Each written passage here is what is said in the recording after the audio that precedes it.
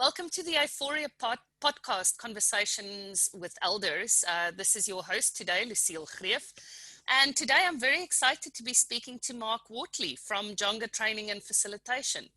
And he's going to be talking to us a little bit more about mental health and mental health concerns and what he's noticed during the lockdown period. And I'm very excited to be getting some of his insights. So very welcome to the Conversations with Elders podcast, Mark. Thanks very much, Lucille. Looking forward to it myself. Brilliant. So Mark, just to kick us off, for those people who aren't familiar with you and your work, tell me a bit about yourself and the work that you do, and maybe even how that's different now during lockdown to before. Yes, sure. Absolutely, yes. Well, I've had a pretty much a lifetime occupational experience as a psychologist, facilitator, and psychologist in organizations, so industrial occupational psychology, with particular reference to leadership development, managerial skills development, but also the generic HR type functions, recruitment, evaluation, assessment, OD, organizational development. So it's quite a range of things, but I would say probably the last 15 years or so, I have been independent consultant and still have a passion for facilitation, coaching, whether that's taking people through a teaching, learning type experience. So day one to day two, learning something on various workshops that I've designed, or whether it's a more ad hoc, client-driven process. For example, if a management team is experiencing conflict, I would go in and design a particular process which is unique for them and facilitate them, either myself or I might pull in a co-facilitator depending on how tricky a situation is. And now, of course, shifting to do that by remote, it has become a very interesting and intriguing challenge. Obviously, there's the one question of which media does one use? Is it a Zoom? Is it MS Meetings? Is it, there are a few of them around. Working with Zoom seems to satisfy a number of the requirements. But yeah, it's quite interesting shifting from a face-to-face, in the room facilitation mode to a one-on-one or one within a group on a screen, and trying to get as much interaction and excitement and interest, and keeping people's motivation levels up. So it's a very interesting challenge, as I'm sure it has been for you too. Absolutely. I think I've been surprised by the level of intimacy and sharing that has become possible over virtual platforms in a very short space of time, where people were quite resistant up front, and now a couple of months in, people are kind of getting into sharing as much as they normally would in the room, even though it does feel different. So I guess I want to talk to you a little bit more about what you've noticed about yourself and your clients during this lockdown period.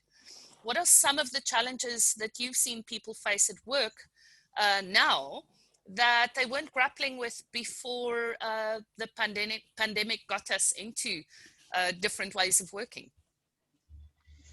Okay. There are quite a few challenges that I've seen. So perhaps by way of example, I can just sort of quote a couple. One lady, in fact, a couple of people I've seen who might usually have a tendency to withdraw in the workplace. So, for example, they might not challenge a manager or query a set of tasks to be done. I think, unfortunately, the remote working conditions can exacerbate that, can make it a bit worse, so that it's actually possible for someone to then just switch off the computer and completely withdraw, and then start to feel quite negative, to say, well, leadership are not telling us anything, and I feel isolated, and I feel like I'm not being taken notice of. I don't feel like I'm important. I'm far less important now. So that's certainly one of the aspects that I found. Whether that's a personal aspect of somebody, or whether there's also aspects of technology. We know that the technology is not perfect, and some people do tend to struggle a bit. Shame. I've had people attending one of my workshops, and it's only a couple of hours, but they haven't been able to participate at all during that period, because I've watched them struggling just to try and get their camera right and to get their audio going properly. And by the time we're coming to the end of the session, then they decide, to hell with it, and they switch off. So I think that there is that. Obviously, one has to get over that technology hump. Another example. Mark, just before you continue, it's very interesting that you notice that, because some of the conversations we've been having with clients have been around, so obviously in some of the inclusion work that we do, there are many facets of inclusion that are really important, but how to ensure that your culture is inclusive when people have different levels of technology accessibility and technology skills is a whole aspect of that. And I've also seen that, just that some people really struggle with the technology, but also just some people don't have access to the kind of bandwidth and even private home spaces that makes it easy for them to participate in these kinds of things. And that can be a real barrier to participation in organizational life when you're working remotely. Absolutely, Lucille. I think there's an interesting thing. I think some people, my sense is, also become a little more indulgent, a little more tolerant of people in meetings. So it's okay when mommy, who's a manager, is in a meeting and one of her kids runs into the room to come and ask mommy a question. And I think people are a lot more tolerant about that about the interruption, etc. And I support what you said just now 100%, that there have been many strangers to me, before the workshop starts, who in a very short period of time are being vulnerable and sharing things of quite a personal nature in a workshop. When I say personal, I'm not talking about deep, dark matters. I'm just talking about the time it takes to say, yes, I'm frustrated about my manager who wants to micromanage me every minute of the day because he's worried about, am I performing my job, kind of thing. And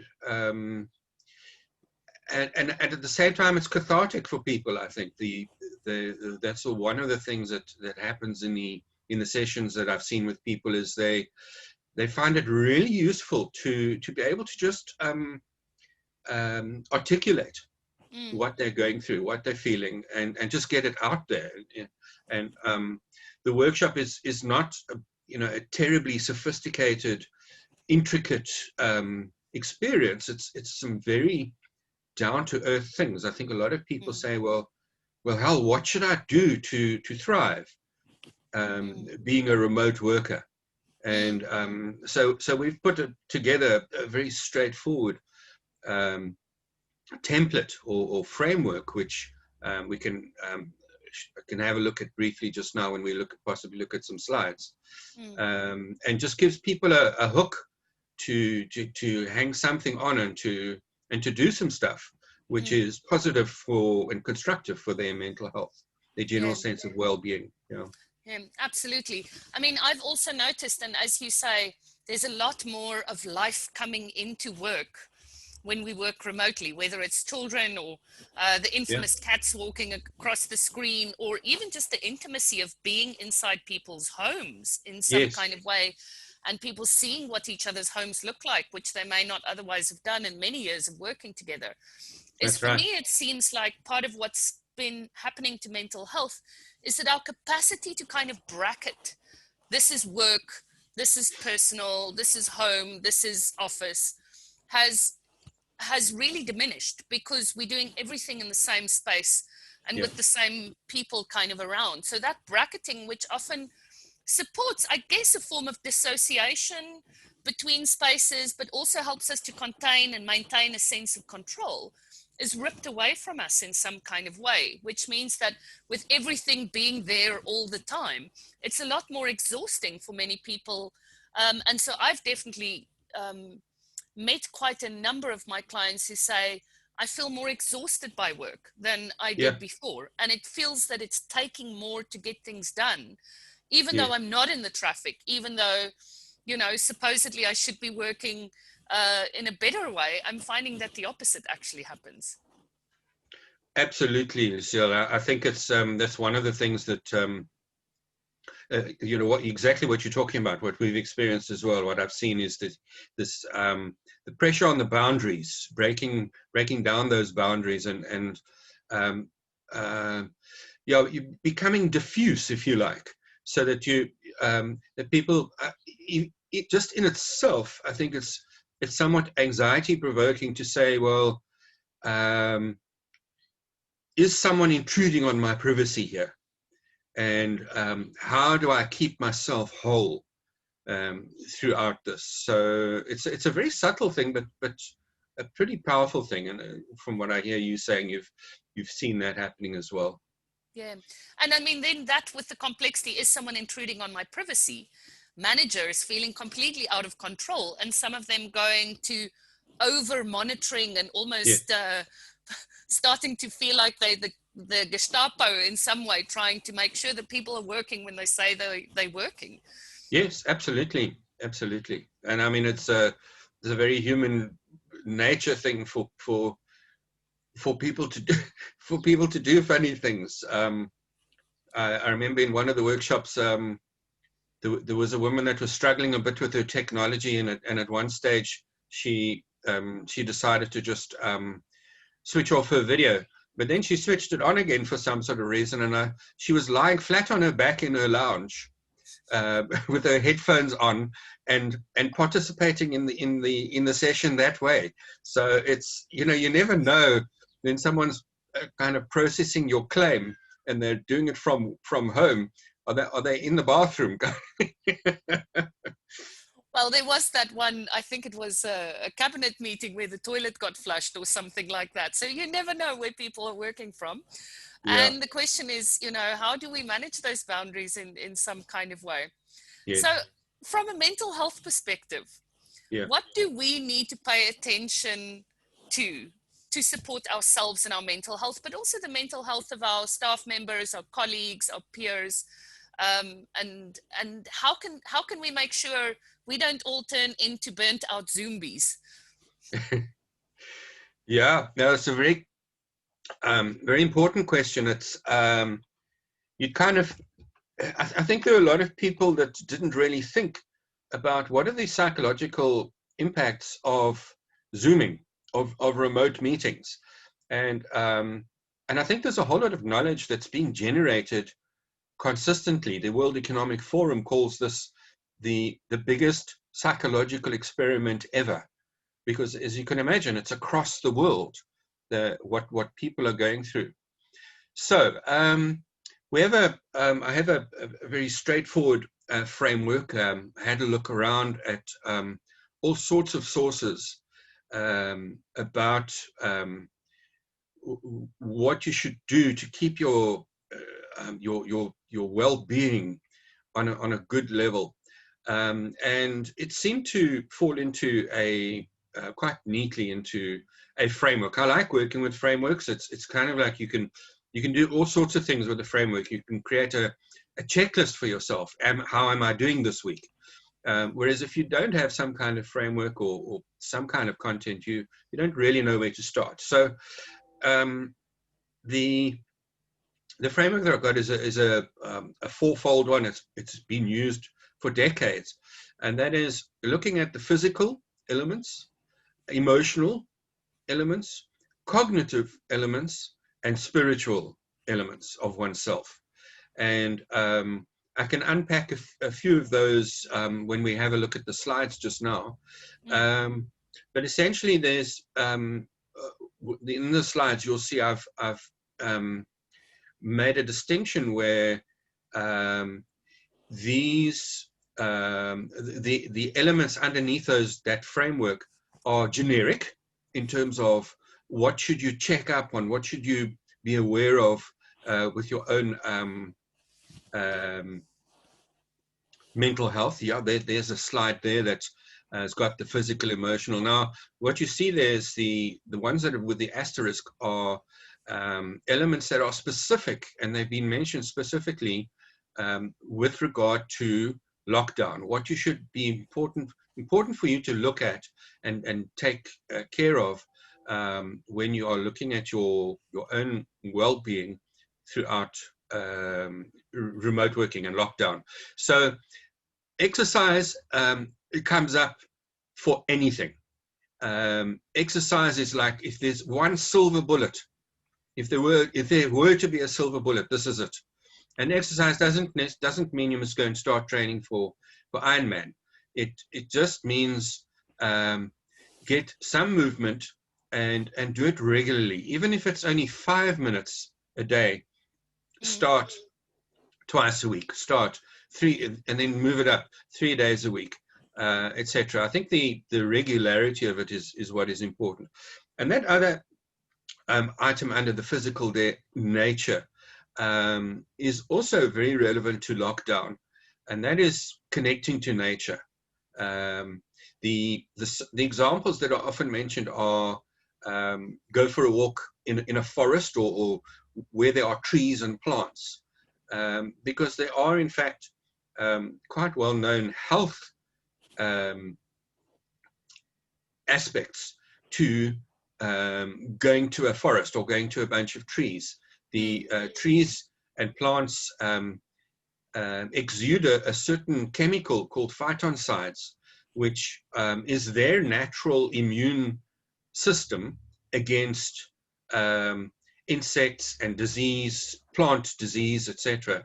And anybody that's walked in a forest or under some trees, there's that kind of foresty type smell that you get when you're walking in nature, and that is in fact the phytoncides. What are being, phyton just means plant, sides means killer. So the plant's natural immunity system is breathing right around you, and there have been studies to show that people's immunity can increase from regularly connecting with nature. And that can also just be a walk on the beach. It doesn't have to be a whole forest. You know, in Cape Town, we're lucky with so many forests around us, but it can be just a nearby park or one single tree, or if you live at the coast, walk on the beach. You know, a lot of people say that's very good for you, but the point of this exercise is saying to know why is it good for you. So that connecting takes you out. As you can see there on the emotional, and please stop me, I'm just sort of continuing to chat, but under the emotional aspect, maintaining a mood balance is very important, and all of these things are actually interlinked. So when you exercise and you connect with nature, it does actually help you to maintain your mood balance. So you're not miserable and unhappy one moment and then angry another. And there are various things that people can do to also keep that mood balance in the healthy zone. There's breathing, there's meditation, there's for people who are well rooted in religion, there's praying, there's that kind of connection.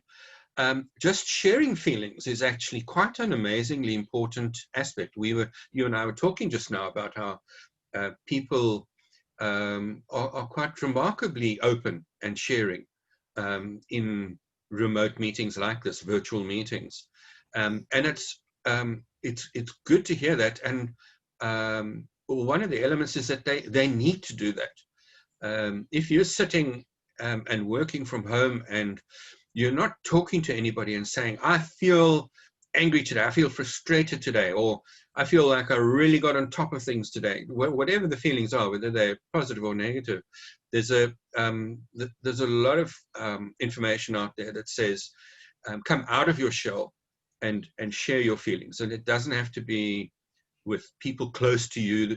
It can be with colleagues. And this is one of the elements where people who, if you're a manager,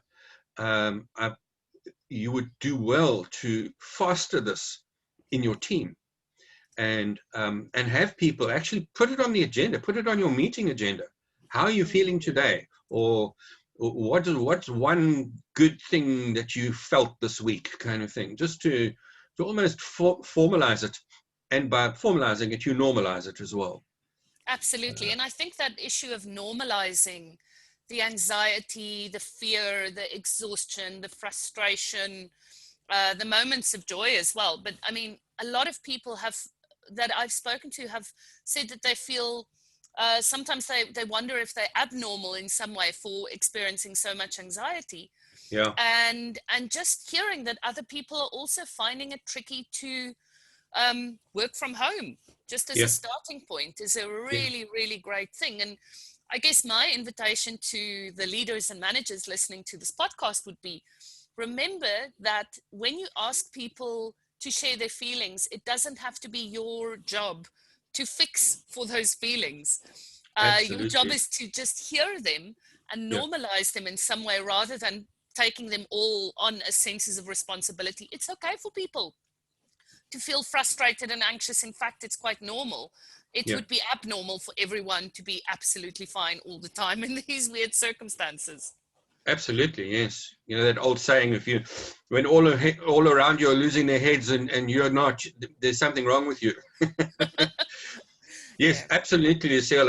I think that's very important. Managers, leaders to provide a safe space to do this, and to not feel, because a lot of managers are very task orientated and might feel frustrated themselves to say, well, look, if I give space to this, we're not actually going to get any work done.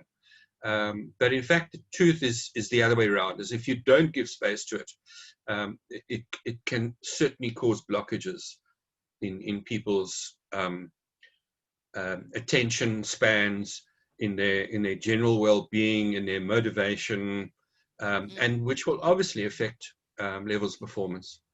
Absolutely. On the cognitive side, routine and information management, very, very important. I haven't mentioned so much about the others, but they are very relevant. So just quickly on that physical, you see the sleep and nutrition is also, you must be careful of your sleep patterns.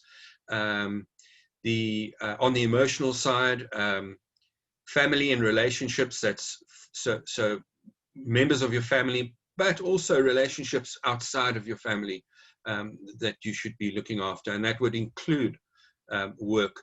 On the cognitive side, routine is such a strong advisory note here. It's easy when you're working remote to kind of just put on your most comfortable old pair of tracksuit pants and sort of get up when you want to. The lesson here for keeping your sanity and your well-being during remote is to keep your routine. Wake up at the same time, do the same things, schedule your days, schedule even recreational time. Just say, okay, well, from 4 o'clock this afternoon to 7, I'm playing with the kids, or between 12 and 1, I'm playing with the kids. Keep your routines very clear, and that does what's, and you mentioned it just now, Lucille, about the exhaustion or fatigue that people feel, which comes from the emotional side of things. But there's also this what's known as decision fatigue, where when you're working remote, and you don't have the structure of people working around you and your manager calling meetings, etc. It's very easy to slip into, okay, well, what should I do now? What do I need to do next? Plan your days out very carefully and constructively. That keeps you grounded when it's in remote, and you know where you are. Yeah, that sounds very sensible, because I guess there's a big risk that everything just flows into endless working. And I have definitely had some people that I've worked with that have said, I end up working harder now and longer hours and 15 to 18 Yeah, hour days. And yeah, so it's just that it's almost a form of self-punishment to keep working, because I'm not getting my self-esteem points from external and from relational affirmation. So I'm yes, kind of feeding the self-esteem monster by just working myself to death. I guess the other thing that I've seen around routine, which is very true, is that when our family life is sane, then I'm a little bit sane, more sane myself in yeah, general. yeah, And so routine for children that have had their routines severely disrupted, yes. it's a gift to them as well, to create some structure rather than just having a free for all where whenever you get up you can do your remote schooling work, and whenever you want to go to bed, if it's midnight, it's midnight, and that becomes tricky for kids as well. Yes, yes, no, absolutely. And I mean, we know that people like different levels of routine. Some people like a lot of attention to detail in a Mm, routine, and other people are okay to work with, shall we say, larger chunks of time. So for the afternoon, this is what I'm going to be doing. As long as you've got, you know what's coming up next, and absolutely, Lucille, I mean, now we're at home. We've got the kids at home. Most of our kids, for us that are fortunate, have some sort of online schooling regime. Let's put it that way. And uh, the even the older child, the teenager, grade 11 matric, etc., even they benefit from that structure and routine. Information management is a very important element as well. I think a lot of people underestimate this one. There is information on COVID-19 24/7, and there's stats 24/7. And a lot of people run themselves ragged trying to keep up with this information overload. So the key here to just keeping yourself on an even plane is schedule when you're going to get information, and don't go looking for information outside of that. So say to yourself, all right, I'm going to watch or listen to the news at 7 o'clock in the evenings, and that's it. And I'm going to do it for 1 hour or half an hour or whatever. And that's it. Life is not, the planet is not going to change in terms of the information that's out there from one day to the next. So don't allow it to overload you. And I'm thinking particularly of one woman who shared with us on one of the workshops where she was already a depressive person. She'd already been diagnosed with a tendency towards a depression and some anxiety, and she was making it worse by tracking information throughout the day, every single day. And she came away with a huge load lifted just by realizing, okay, it's okay to cut that out of one's life and not to overburden oneself. So it's a very simple thing, but it actually has quite far-reaching benefits. The self-organization is about time management. It goes back to the routine. If you've never used a time management method before, now's the time. Do yourself a favor. and choose one. There are many methods out there. It's not to say that one is better than the other. They do some different things. And I would go so far as to say to say to your family, share it with your family, to say, look, we're going to do these tasks, but they're going to be prioritized in this way. And I'm going to put this chart up for everybody in our family to see it. So publicize it from that point of view.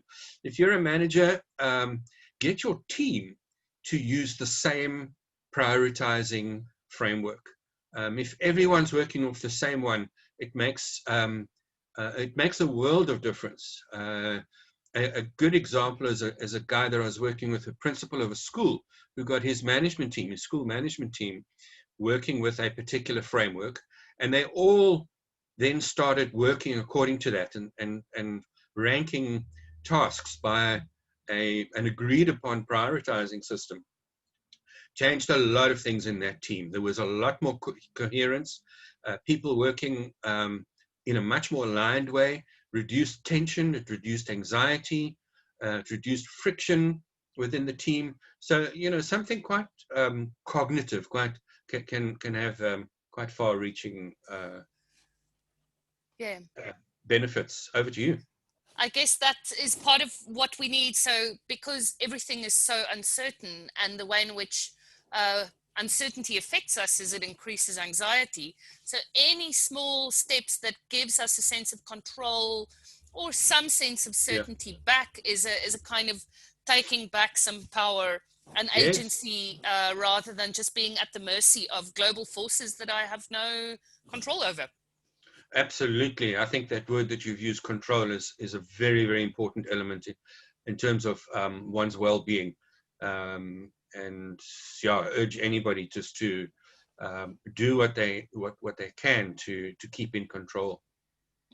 That spiritual element on the framework is not so much about one's religion, although for many people it will have a large element of that, in terms of, because this is asking, what is my purpose?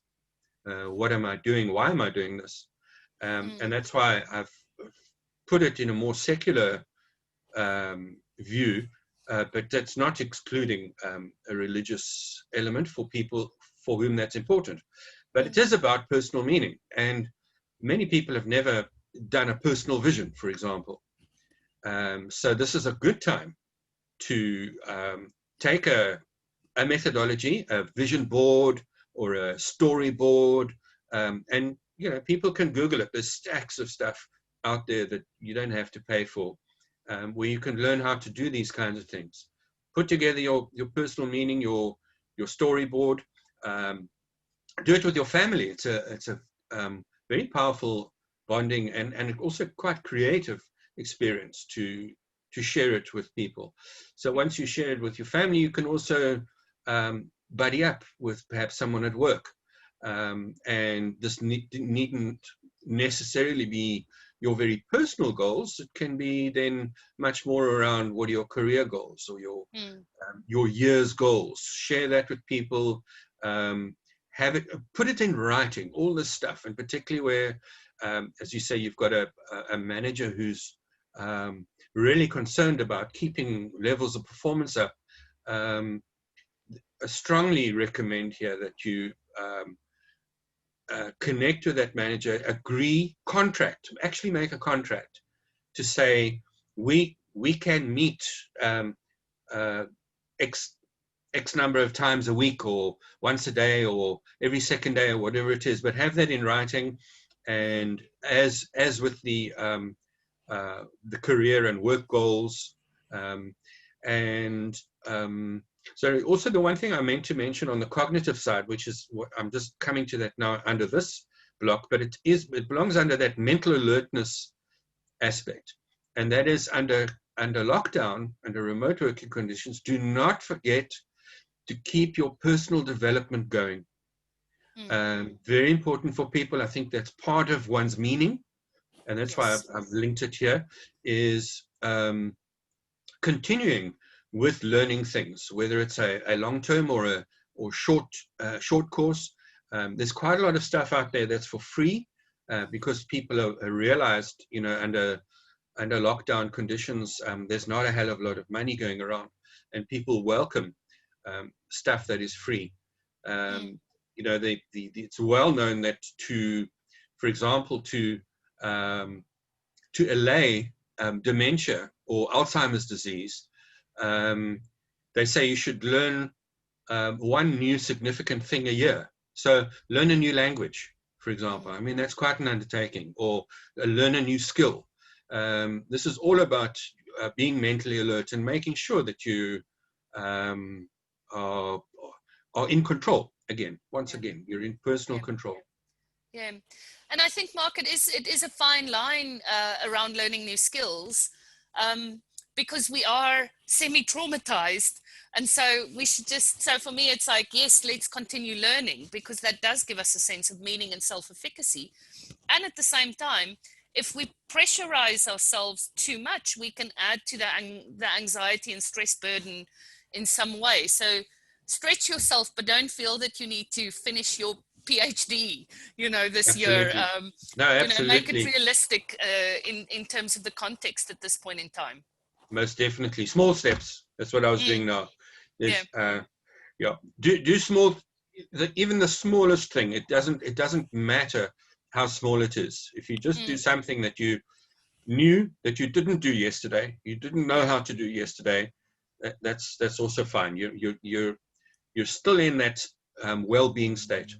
Yeah, I know for me personally, one or two of the things that have made a huge difference and have fed a sense of nostalgia and relationship, as well as pulling out one or two of my granny's recipes and baking things I've never baked before. And I know there was a big baking spree for a lot of people, and I was definitely part of that sense of carbohydrates and sugars feeding anxiety is maybe the downside of that. But I know that the sense of just accomplishment, but also feeling connected to my ancestry that came from baking some recipes that I'd never baked before was really lovely, and I do know my kids really appreciated it too. Oh, there you go. That's fantastic. I also, on the culinary side, I've always loved curry, but I've never been able to make it to the taste that I know that I like.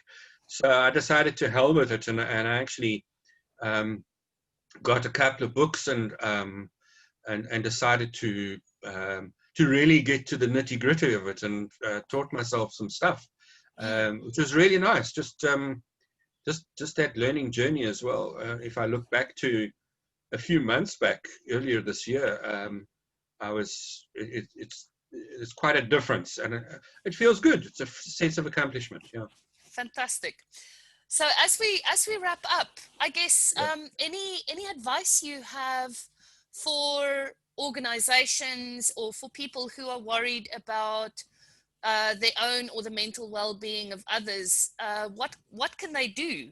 And maybe to kick us off, one of the things that's really inspired me is my brother-in-law's organization, which has been voted many years in a row the best company to work for in the country that he lives in. Have just instituted bi-weekly mental health days that are compulsory for everyone. So 1 out of every 10 working days, you're not allowed to be online. They work in the online space anyway, but you're not allowed to be online, and you're encouraged to get outdoors and have some of that time and exercise in nature or spend time with family or whatever it is. And so I think there's more that we need to do as organizations to be caretakers of mental well-being, especially given that we can't always sense and feel whether people are doing okay as easily as we would have in other ways. But what do we do when we're concerned? Okay, I think the first thing is and I think the way you've posed the question is, if you see a colleague, a peer, who seems to be displaying symptoms, I think the first step is don't shy away from it. Be okay with checking in with somebody, and have some kind of framework in your mind. So, i.e., this very simple framework that I've shared with you.